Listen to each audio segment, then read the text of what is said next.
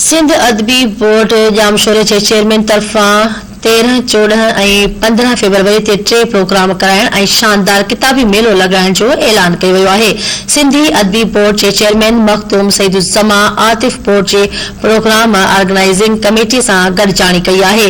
गॾजाणी में कमेटी जे चेयरपर्सन गुलबदन जावेद मिर्ज़ा, मेंबरन सलीम अख्तर पीरज़ादो, जाम सपर रोंजो मिर्ज़ा, दुबर हुसैन बेग, हाफिज़ अहमद अलदीन ऐं जावेद अली शाह शिरकत कई। उन मौके ते secretary Sindh Adabi board Syed Sikandar Ali Shah, administrator officer Gulhassan Dars सर्वे ऐं अकाउंट ऑफिसर मोहम्मद रहीम नूहानी पिण मौजूद हुआ। प्रोग्राम ऑर्गेनाइजिंग कमेटी सां गॾिजी कंदे मखदूम सईदुज़्ज़मान आतिफ हिदायतूं ॾिनियूं त सिंधी अदबी बोर्ड जे अॻवाननि चेयरमैननि सैयद मीरान मोहम्मद शाह, मखदूम मोहम्मद जमान तालिबुल मौला, मोहम्मद इब्राहिम जोयो, अब्दुल जब्बार जुणेजो ऐं ॿियनि जी यादि में तक़रीबूं कोठाई वञनि।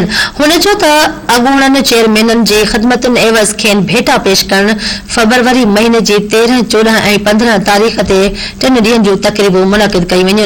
तक़रीबन में जंहिं सिंध जा नामियारा आलम अदब शाइर शिरकत कंदा, जॾहिं त 3 ॾींहनि जे इन्हनि तक़रीबन दौरान सिंधी अदबी बोर्ड जे अहाते में शानदार किताबी मेलो पिण लॻायो वेंदो, जंहिं में मुख़्तलिफ़ पब्लिशरनि तरफ़ां रियायती अघनि ते किताब दस्तियाब कया वेंदा। Makhdoom Saeeduzzaman Atif programmes organising committee जे मेंबरनि सां ॻाल्हाईंदे चयो आहे त सिंधी अदबी बोर्ड कॾहिं बि पंहिंजे मुहसिननि खे न विसारींदो, जेतोणीकि बोर्ड जूं माली हालतूं हिन वक़्तु इत्मिनान जोगियूं न आहिनि।